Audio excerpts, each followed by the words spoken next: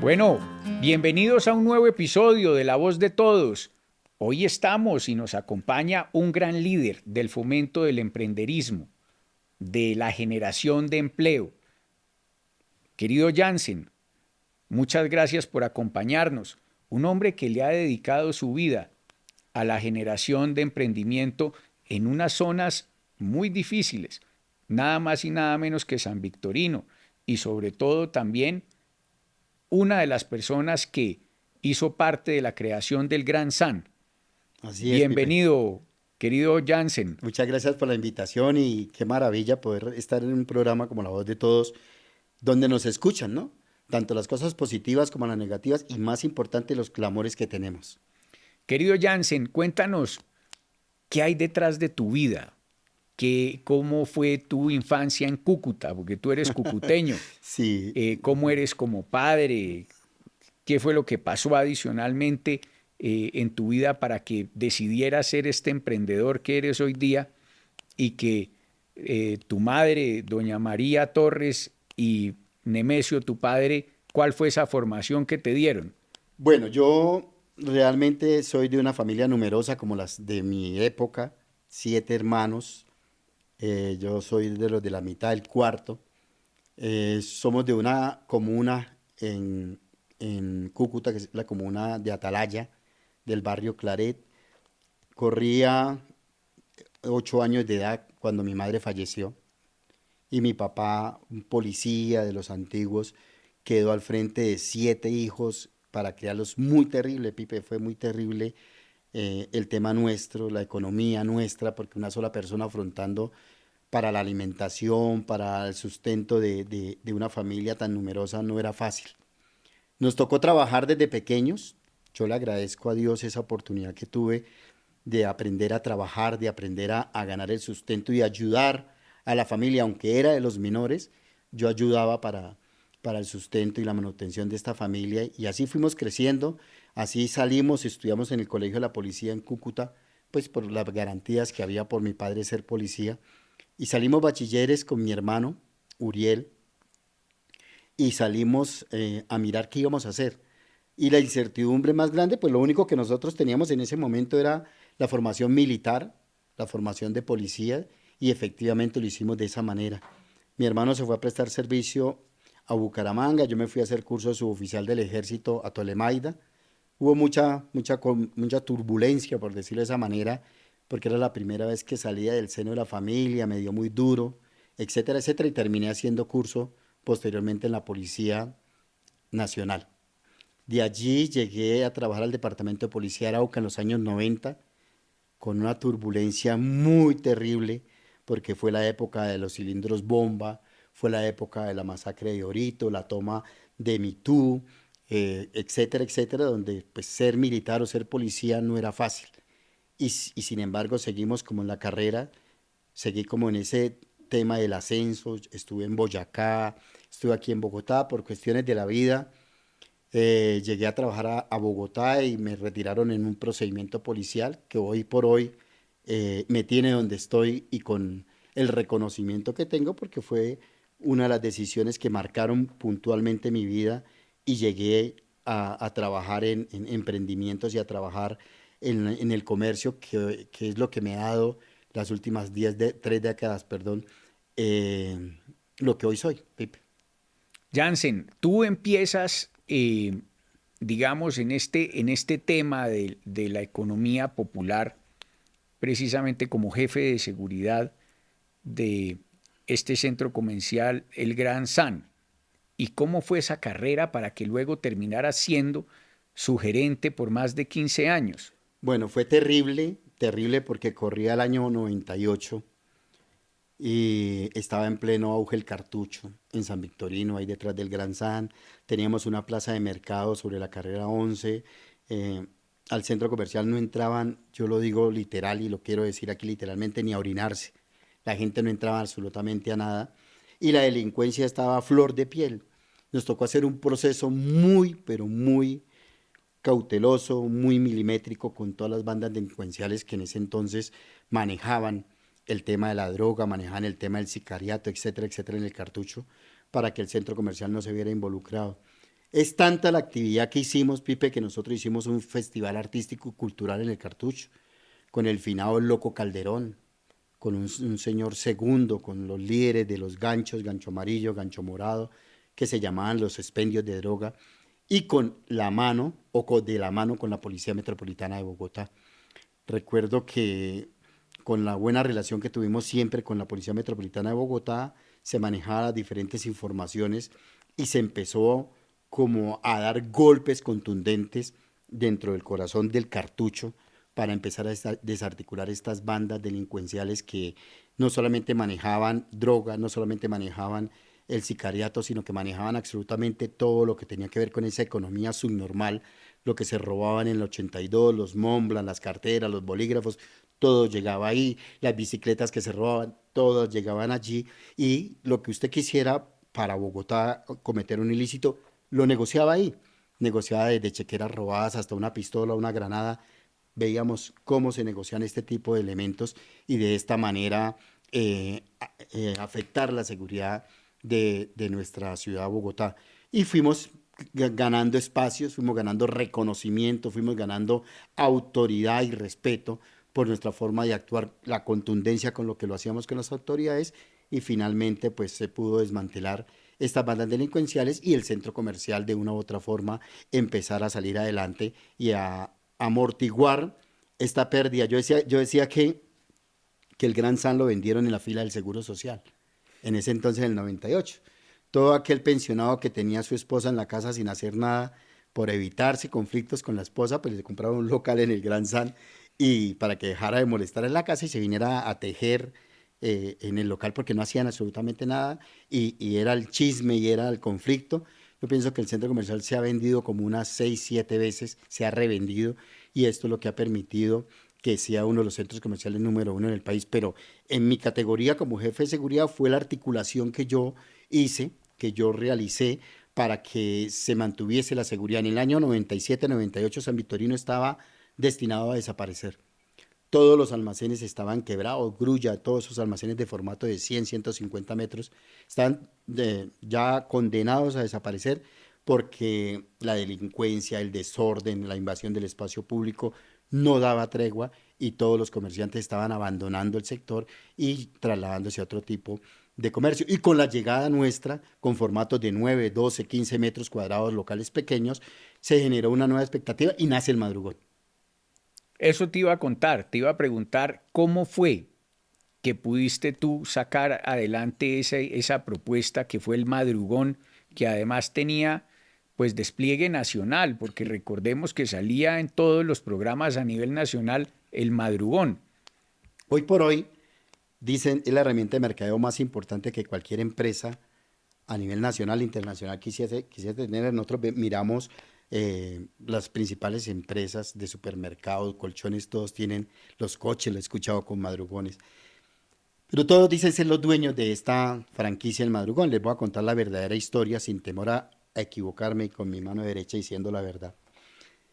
Resulta que corría el año 97, finales del año 97, el alcalde Araujo, que era el alcalde de la localidad tercera de Santa Fe, hizo una restitución del espacio público en la carrera 13 con calle 13 en la Capuchina. Ahí llegaban los buses del Valle de Tensa y venían de la Sabana, de Ubaté y esos pueblos circunvecinos y parqueaban ahí. Ahí quedaba una terminal en ese entonces. Entonces los comerciantes, sobre todo de Cucunobá y Ubaté, llegaban y traían pedidos para las galerías Antonio Nariño que quedaban ahí en la plazoleta de San Victorino y para todo lo que tenía que ver con los mártires. Ahí en la plazoleta de los mártires se vendían cobijas, se vendían ruanas y con toda esta clase de elementos. Entonces lo que a ellos les sobraba solamente los miércoles. Lo que a ellos les sobraba se los llevaban para esperar la flota que a las 10 11 de la mañana volvía a salir para Ubaté, para Cucunobá y tenían ahí amontonado lo que les sobraba. Entonces la gente empezaba a llegar y empezaba a hacer negocios con ellos ahí. Y empezaban a vender lo que les sobraba y se llamaba como un mercado artesanal. No tenía nada que ver con madrugón, mercado artesanal. Como se hizo la restitución, nosotros con el gerente del entonces del Gran San nos encontramos en la alcaldía, ya en la alcaldía de Diógenes Arrieta, era otro alcalde, a Germán y a otra persona peleando por el espacio de ellos. que qué iban a hacer con la restitución que habían hecho, y le hicimos la propuesta en ese entonces. Entonces se le hizo la propuesta de llegar al Gran San, a los parqueaderos del Gran San, que es una terraza, a realizar una feria, a ver qué pasaba, cómo les iba. De hecho, llegaron todos y hicimos el primer miércoles hicimos esta actividad en la terraza del Gran San, pero como el centro comercial estaba desocupado, le fue supremamente mal, hubo hasta peleas, hubo enfrentamientos, entonces se dividió el grupo, uno se lo llevó Francisco Barbosa y montaron en la bodega San Martín, y otra parte, que era la parte de los ecuatorianos, se fueron hacia bueno, no era Madruga, era Confe algo, no me acuerdo el nombre exacto ahorita, que era sobre la carrera 12, y ahí montaron ellos y se quedaron una parte en el Gran San, y esa parte la bajamos, que era la parte de una asociación que se llamaba Asoestarcon, a las zonas comunes del centro comercial en el primer piso. Y empezó a funcionar. Dio la casualidad que en ese entonces, Pipe, nacieron las televentas y los tuki-tuki, que fueron muy famosos y en cualquier parte se colocaba una carpa y se hacía una feria y eran supremamente exitosas. Nosotros quisimos hacer también en el Gran San un tuki-tuki o una televentas, y lo hicimos con todo el elenco de ese entonces. No me lo cambie. Estaba Don Gediondo, Paisalinas, El Sapo, Los Gemelos, estaban absolutamente todo ese elenco que fue muy, en los años 90 fue muy llamativo, con lo del hueco de Don Gediondo, y caramba, qué hueco. Bueno, el caso fue que hicimos, y Freddy Sánchez, que era El Sapo y no me lo cambie, nos contrató una televentas en el canal uno, el canal A, y era para las 7 de la mañana. Resulta que entonces esa oferta y demanda que había de ese canal en ese entonces, pues otro vivo les cogió la franja a las 7, que era la mejor, y lanzaron la nuestra para las 5 de la mañana. Imagínate. Entonces Freddy todo asustado porque Jorge, que era el gerente, era bastante estricto. Decía, no, negrito, ¿cómo hacemos para hablar con Jorge? ¿Cómo hacemos para decirle que hermanito? Porque si no vamos a perder esta oportunidad. Y fue a Freddy Sánchez, lo digo con conocimiento de causa y con toda la rectitud del caso, el que se le ocurrió el nombre Madrugón. Dijo Freddy Sánchez, dijo, no, negrito, ya la tengo, vamos a decir que es el Madrugón de la moda. Y así fue. Ese miércoles nos fuimos en el canal A, creo que era, o el canal uno en ese entonces, y lanzamos el Madrugón de la Moda, y nos fue muy bien. Tuvo mucha acogida la transmisión que se hizo, se grabó y se pasó, pero fue mucha acogida porque había una parte en directo, que era la parte donde se promocionaba, que como las camisas, que como los pantalones, y fue tan grande la acogida que de una vez hicimos que se hiciera los sábados también. Entonces, Madrugón era porque las flotas llegaban a las 3 4 de la mañana y dejaban la mercancía ahí, pero también fue madrugón porque se generó esa actividad con el equipo de No Me Lo Cambie, y eso generó que fuera el madrugón y se bautizó como el Madrugón de la Moda. Salimos a los medios de comunicación con las demás bodegas a hacer publicidad y se institucionalizó miércoles y sábado como el madrugón, pero se llamaba Feria Textil Artesanal. Pues qué maravilla, pero también fuiste además una de las personas que sacó y implementó en medio de la pandemia a comprar. Sí. Y esa aplicación, ¿cómo nació? ¿Cómo fue esa idea? Bueno, nosotros, con varios medios de comunicación nos hablaban del sistema de pago en nuestro comercio como tal. Y yo me acuerdo que me nació una frase porque teníamos en ese entonces también la invasión del comercio asiático que estaba acabando con el comercio San Victorino. Y nosotros, yo les dije en los medios de comunicación a María Lucía Fernández, que fue la que me entrevistó, y le decía, mire, lo único chino que hay en San Victorino es la forma de pago, chan con chan. Y entonces, y todo el mundo se reía porque era las transacciones 100% en efectivo. Nosotros no manejábamos ni pasarelas de pago, no manejábamos cheques, no manejábamos comercio virtual, ni absolutamente nada. A raíz de la pandemia, tuvimos que dar un salto y enfrentarnos a una realidad que era el comercio virtual.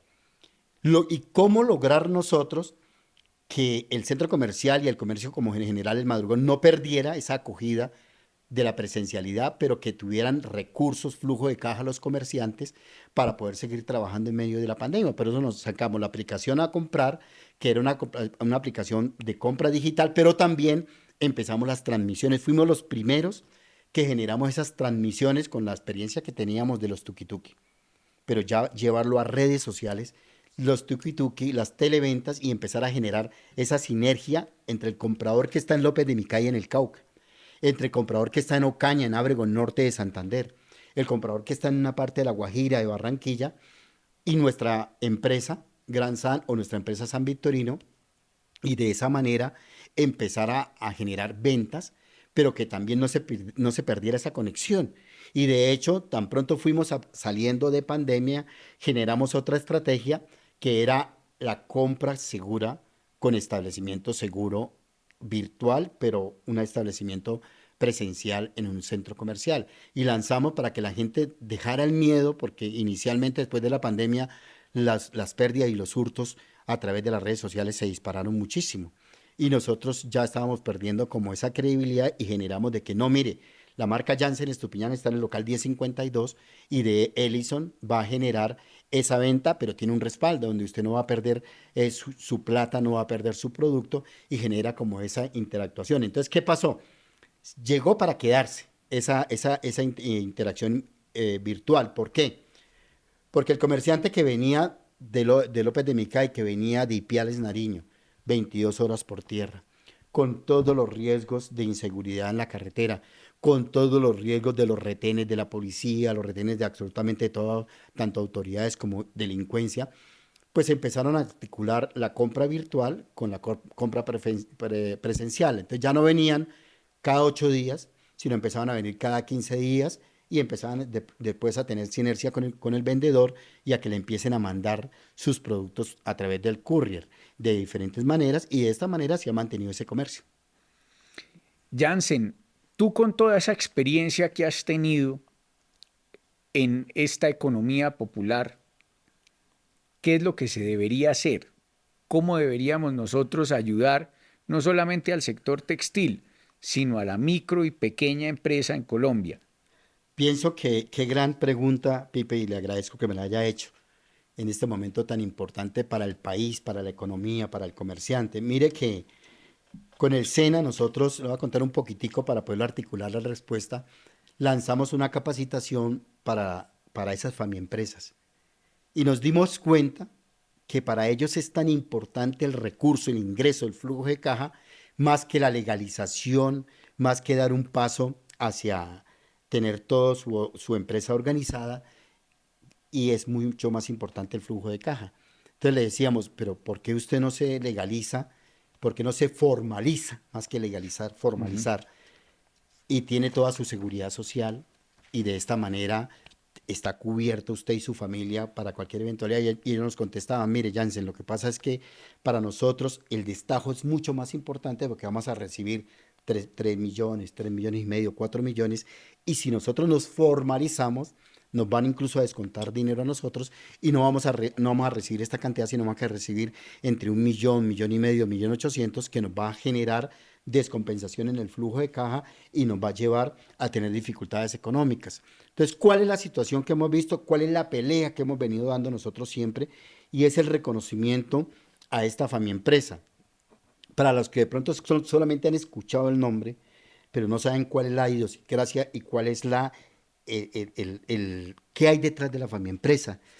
Nosotros en Altos de Cazuca, en un momento importante de la economía en los años 2008-2009, generamos con varias fundaciones actividades con madres cabezas de familia que salían a las 3 de la mañana de su casa, teniendo que haber dejado el desayuno, el almuerzo hecho, sus hijos listos para mandarlos para el colegio o que ellos lo hicieran, salir a tomar un carro que los bajara de Alto de Cazuca hasta la autopista sur y de la autopista sur tomar uno o dos transportes que los llevara hasta el norte a trabajar en una casa de familia, que era lo normal que hacía una madre en esa época. Y llegar tipo 9, 10 y hasta 11 de la noche a hacer sus quehaceres en la casa, a lavar, planchar, cocinar, etcétera, etcétera, dormir 2, 3 horas y volver con ese ciclo durante semanas y meses ese ciclo y los hijos estaban sin control. Entonces, ¿qué pasaba? Estos muchachos se salían a atracar, se salían a jugar a la calle, a coger vicios, etcétera, a ser reclutados por los grupos ilegales, no necesariamente de guerrillas, sino todos esos que manejan el tema de las drogas, que manejan los comercios ilegales para que ellos sean como esos carros transportadores de productos hurtados, de drogas, etcétera, etcétera. Y logramos un gran número importante que la madre tuviera ya su empresa en la casa. ¿Cuál es la empresa? 2, 3, 4 máquinas de coser, hablando desde el nicho de la industria textil, y tener a todo el componente familiar sentado en esas máquinas terminando los productos que a diario se venden en el sector de San Victorino tradicionalmente, aunque existe en varias partes de Bogotá, pero por lo general el 90% se venden en San Victorino. Y de esta manera tener controlados a sus hijos. Pero es la señora que está ahí en este momento cosiendo la prenda de vestir, pero se tiene que parar, ir a mirar cómo va la sopa del almuerzo. Ujú. Y vuelve y se sienta y sigue cosiendo y se despierta y se para nuevamente porque se despertó el niño y va y le cambia el pañal, le da el tetero al niño y sigue dentro de esa máquina de coser. Y el muchacho, que se la pasaba jugando balón, delinquiendo, empezó a tener recursos porque se les pagaba el recurso también por hacer control de calidad, por deshilachar ya el producto terminado, empezaba a tener unos recursos, pues a él le parecía interesante, Pipe, esos recursos que estaba ganando y no se salía a la calle a realizar esas actividades ilícitas. Ese es el ADN de la empresa. Esa es lo que realmente va a impulsar, está impulsando y va a impulsar la reactivación económica de nuestro país a partir del año entrante con esta situación tan desbalanceada que estamos viviendo. Hay que apoyarlos. ¿Y cómo se apoyan? Que realmente los recursos de apoyo de estos, mire, muchas veces no necesitan ni subsidio, Pipe. Ellos necesitan es que le viabilicen el crédito, pero que lo viabilicen en realidad, no 2 millones, no 1 millón, no 3 millones de pesos porque se los gastan en la tienda de la esquina el fin de semana tomando cerveza. Necesitamos es para la compra de materia prima, para la compra de maquinaria, para que tengan tecnología de punta y resulta que ya no le manden a los terminados de confección de 10, de 12, de 15 docenas, sino que le manden 100 docenas, que le manden 200, 300 docenas durante un proceso y de esta manera les creen muchísimo más recursos, que tengan subsidios para los servicios públicos, pero subsidios reales porque están haciendo una actividad industrial y el consumo de energía es supremamente alto, que tengan una asociación importante, que de hecho yo se lo propuse a este gobierno, donde tengan maquinaria de última tecnología para estampados, para procesos de lavandería, en un sector, en un área donde no tengan que trasladarse del barrio donde viven a otro barrio, hasta Venecia, hasta León 13, para poder generarle proceso a las prendas y con esto economizan tiempos y economizan dinero. Parte de ese proceso, muchísimo más largo, Pipe, pero parte de ese proceso es que los tengamos en cuenta realmente porque son personas que, lo decía anteriormente, nosotros, esta economía popular es una economía de montaña rusa, que se quiebran, vuelven y se levanta. Entonces, por un celular, por el teléfono de la casa están reportados. Y si están reportados, un banco no les va a soltar un dinero importante para fortalecer la economía de su empresa, para tener los stocks de materia prima y no salir a mendigar a la calle por metros de tela, para poder tener esa maquinaria tan importante que necesitan, que les va a ahorrar en tiempo y les va a abrir una mayor esfera de producción y de hecho de ingresos a estas familias.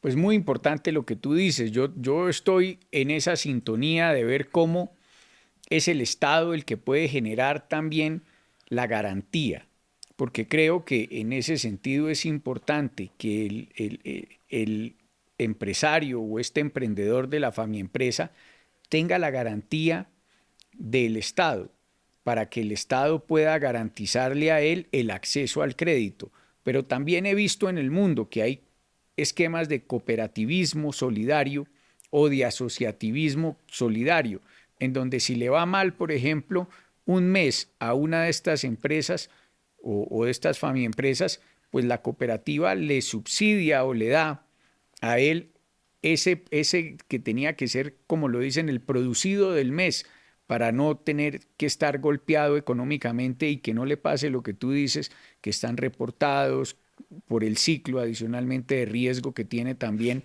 el negocio.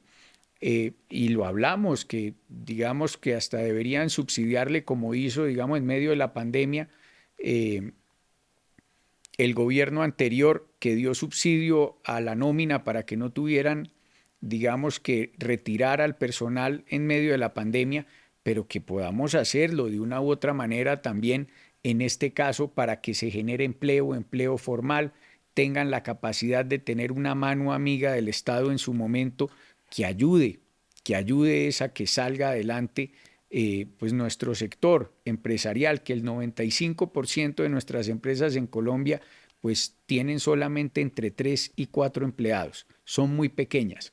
Y Pipe, ahí es en mire, donde deberíamos enfocarnos. esa iniciativa se la planteé al ministro anterior de Comercio. La única forma de poder aterrizarle recursos a estas familias, porque directamente no se los van a entregar, es a través de la asociatividad.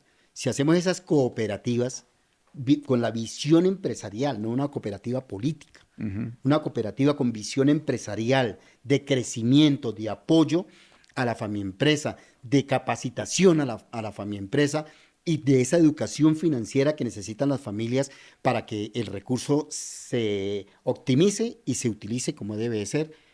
Empezamos con buen pie, con pie derecho, a que las familias empresas empiecen a crecer y empiecen a tener, son importantísimas, desde luego, son muy importantes, pero que tengan ese reconocimiento casi que jurídico ante el gobierno, tanto distrital como nacional, como artífices o articuladores importantes en la economía. Se lo decía yo al profesor Peterman en la ONU, ante el Consejo Económico de la CEPAL. Le decía, la economía formal, la economía de barrio, la economía presencial, la llama el profesor Peterman, un chileno que es el presidente de la CEPAL, decía, es la que tiene sobre sus hombros la obligación de reactivar la economía del país. ¿Y qué forma? Si nosotros logramos que estas familias tengan para pagar arriendo, para pagar educación, para hacer mercado, para pagar impuestos a la medida que lo pagan, para que tengan algo de recursos de recreación, de salir a un centro comercial, van a reactivar la economía y nos van a ayudar que ese sistema cíclico de economía, que de mi plata sale para allá, pero esa vuelve y me la regresan a través de subsidios, a través de impuestos, pues vamos a generar una acción importante para el bienestar de las familias. ¿Quién dijo que estas empresas no tienen derecho a que sus hijos duerman en un buen colchón? Claro. ¿Quién dijo que no pueden ir a una buena universidad? ¿Quién dijo que no pueden tener una maquinaria que les garantice el sustento importante, no de mendigo, no de limosna, sino un sustento importante para sostener la familia? Tienen todo el derecho de hacerlo, pero es la única forma de mirarlo. Y hoy, Pipe, lo miramos. ¿Dónde están puestos los ojos de las entidades como Cámara de Comercio, las instituciones como FENALCO, etcétera, etcétera? En la economía popular. ¿Y sabe por qué? Porque ahí están los recursos, porque el gobierno nacional está aterrizando esos recursos de la economía popular a través de ellos. Ojalá nos hubiesen mirado hace un par de años por la Cámara de Comercio del Fashion Week con esos ojos que nos están mirando hoy. Nos miraban con ojos de desprecio, con ustedes son ilegales, ustedes solo venden basura, ustedes solo venden tripa, perdónenme la expresión, pero la rabia que me da es esa. Y hoy sí somos importantes. ¿Por qué? Porque es la única forma, el único camino, la única línea para que el gobierno nacional les aterrice a ellos los recursos. Entonces, sí, recursos sí hay herramientas, pero hay que mirarlo como a través de, fue una palabra tuya, de la asociatividad, se puedan aterrizar los recursos y puedan llegar directamente a estas empresas para que sigan evolucionando. Pero también ese asociativismo o cooperativismo debe ser un cooperativismo, creo yo, que pues ayude, que sea solidario. Y en ese sentido, ¿cómo creerías tú que debería ser eh, unos kits de inicio, de sostenimiento y de fortalecimiento para estas empresas? Porque creería yo que una cosa es empezar ese inicio que necesita la familia, otro el de sostenibilidad y cómo ir creciendo poco a poco, porque creo que digamos que eso es indispensable. Mire que qué bonito y me siento tan bien, me siento feliz de estar sentado hoy acá hablando de este tema porque es lo que siempre he soñado y siempre he dicho y nunca le han parado bolas. No es necesariamente que un estándar que tengamos que tener de entregarles un kit, no, para nada. Hay que hacer un estudio que ya está hecho prácticamente, hay que aterrizarlo dentro de y tabularlo como debe ser para que tengamos la guía y de navegación como se debe hacer. Hay empresas que tienen 80, 83, 100, 120 satélites. Y hablamos de 120 satélites, estoy hablando de 120 familias con una sola marca. Entonces, ¿qué es lo que tenemos que hacer? Hacer el estudio, que ellos están sectorizados en Bogotá, en Cali y en Cúcuta, exactamente. Los satélites que manejan esa producción para el centro de la ciudad de Bogotá, en San Victorino. Y es establecerle las necesidades, porque yo puedo llegarle a una empresa con materia prima, claro, muy bueno, tela, insumos, accesorios, etcétera, pero no es la realidad. La realidad es lo que yo decía al principio. ¿Qué necesita esa comunidad de Cazuca? Que tenemos muchos satélites allá. En ese sector, entonces tenemos 50, 100, 80 satélites, o sea, familias. Esas familias, ¿qué necesitan para poder producir y aumentar la productividad? Como debe ser, una máquina estampadora que quede relativamente equidistante entre todos los que están ahí. Entonces se necesitaría un lugar físico con seguridad, para el pago de arriendo, si es para compra, con los operarios que necesita que Janssen o la persona que venga de 4 o 5 cuadras arriba traiga su producción. Miren, necesito hacer este proceso y se lo hagan. ¿Qué necesita también? Un local donde vamos a tener los stop que tú decías del kit para entregar, donde vamos a tener esa materia prima de lo que se está utilizando, del machete se habla en nuestro argot del comercio popular, que es la tela que se está utilizando, los accesorios que están utilizando, los hilos que se están utilizando, que necesita también otro tipo de maquinaria que no puedo tener en mi casa, en mi sala, porque recuerden que no tengo ni sala, ni comedor, ni televisor, porque está cubierto por 3, 4, 5 máquinas de coser. Entonces, hay maquinaria de alta tecnología, como una selladora, como una perfiladora, como todas esas máquinas que se utilizan, que son muy grandes, que donde puedan mandar los procesos y les quede cerca, optimizando transporte, optimizando tiempo y optimizando los espacios que se necesitan. Hay que empezar por ello. Entonces, muy seguramente la gente de Fontibón o la gente que está en el 20 de julio en San Cristóbal Sur, las necesidades de ellos sean diferentes, Pipe, porque no necesariamente confeccionan el jean, no necesariamente confeccionan la camiseta, sino que tienen otros procesos de termosellado, tienen procesos de lavanderías para el tratamiento exclusivo de una prenda de vestir, los jeans tienen unos tratamientos especiales. Eso es lo que tenemos que mirar. No le estamos apostando a quitarle el negocio al que tiene la lavandería ni la lavandería, no. Estamos es articulando para mejorarle la calidad tanto del proceso como de vida a las empresas y de esa manera volverlos mucho más productivos. Segundo, que tengan espacios también de capacitación, que no sea solamente 24 horas detrás de una máquina de coser y teniendo espacios para atender la familia, sino que ellos puedan, de acuerdo a estos tiempos que estamos nosotros generándole para optimizarle, lo puedan utilizar en capacitación de avance tecnológico, en manejo de una maquinaria específica, en manejo de materias primas, hay mucha pérdida cuando no se sabe manejar las materias primas como son en materias de corte. Los cortes son unos cortes específicos con unas tolerancias específicas que si no tenemos el conocimiento, por eso nos toca acudir, que se hagan en otra parte los cortes, se lleven las piezas, se armen en otra parte diferente, pero si nosotros generamos este tipo de conocimiento, de capacitación a esas familias empresas, pues pueden hacer absolutamente los procesos en un mismo sitio, no en un mismo sitio, lo quiero aclarar, en una misma área, donde se pasen por procesos diferentes como se manejan en una fábrica y de esta manera incluso tengan mucho mayores ingresos. Pues qué maravilla, Jansen. Me parece muy importante tu conocimiento y sobre todo ver cómo pudiésemos nosotros coordinar y articular realmente estas economías para poder generar ese desarrollo, lo que tú hablas, que es mover la economía, que la economía se nos mueva y pueda crecer completamente la economía colombiana. Jansen, ¿qué le dirías entonces a Colombia? ¿Cómo pudiésemos proyectar nosotros este sector, la economía popular? ¿Qué papel deberías desempeñar, se debería desempeñar en estos procesos y cuál sería el reto? Mire que, vuelvo y le repito, me emociona mucho hablar del tema porque llevo 3 décadas detrás de este proceso. ¿Qué necesitan estas empresas y de qué manera podría un gobierno articular, ayudar o engranar para que funcione? Yo pienso que lo que más le temen ellos es a que dentro de sus recursos se les tenga que quitar o tengan que aportar para la seguridad social.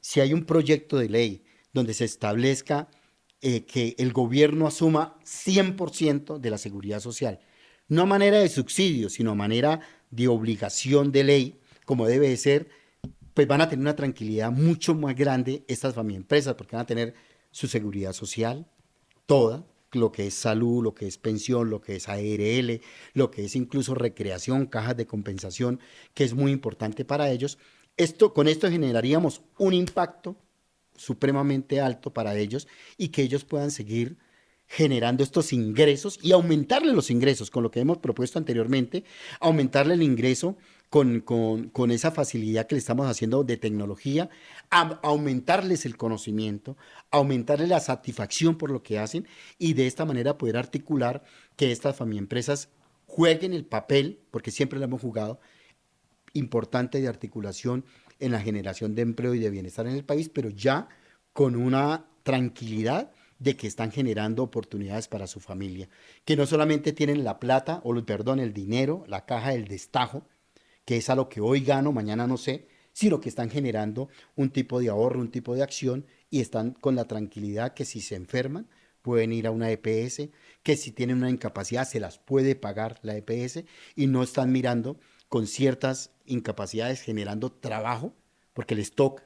Esa es la realidad de las empresas que tienen una incapacidad de un mes, de 15 días, de 8 días y están detrás de la máquina de coser porque es el recurso, es mi vida, es mi ingreso de hoy que me genera el pan de hoy, que me genera el bienestar de hoy, pero no sé mañana. Entonces, si nosotros logramos a través de un gobierno, llámese como se llame, que a través de la economía popular generemos el compromiso de la seguridad social de las empresas, que de luego no sean personas que lleguen a aprovecharse de eso, sino que sean demostrables, que yo digo, mi familia es una empresa, la trabajamos de esto, estos son los integrantes, son los miembros, hacemos esto y esto, para poder acceder a esa ayuda, no me gustan los subsidios, a esa ayuda de parte del gobierno y les dé tranquilidad a estas familias.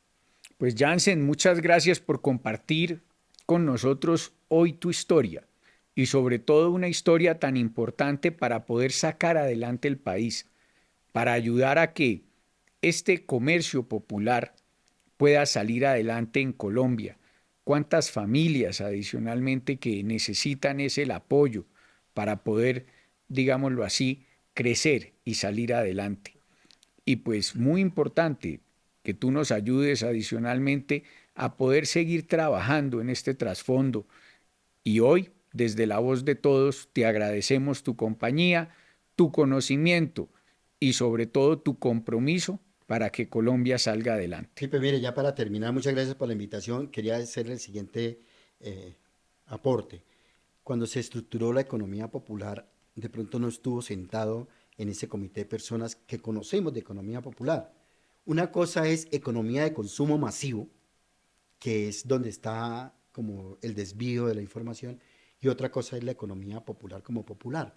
Yo no puedo sentar o meter en una misma bolsa a Colanta, que vende no sé cuántas toneladas de leche diarias, con el señor Marcos, que está en San Francisco, Ciudad Bolívar, que tiene una tienda y vende diariamente 22 bolsas de leche. No puede ser el mismo tratamiento. Ahí está el tema de la seguridad social, ahí está el tema de todo lo que yo hablé. No podemos comparar a Easy o a Home Center, que venden todo lo que usted quiera en materia de ferreterías, con el señor o la señora Marta, que en Fontibón tiene una ferretería pequeña, vende puntillas y unas varillas, y no se le puede dar el mismo tratamiento. Aunque sea el producto igual de consumo masivo, no es lo mismo. Hay que tener el capítulo de la economía popular para fortalecer esas familias que de una u otra forma generan esa actividad que utilizan las grandes empresas, las grandes multinacionales, pero que la generan a una escala menor y que necesitan es crecimiento, necesitan apoyo para generar este tipo de actividad y se empiece a crecer y empiece a crecer y se vuelve una gran empresa. De verdad, muchas gracias y este es el pequeño aporte. Estoy muy complacido de esta invitación y este podcast es para esas familias que día a día luchan, no salen de su casa a luchar, pero desde su casa luchan por el bienestar de su familia, por la educación de su hijo, por ver realizados sus sueños.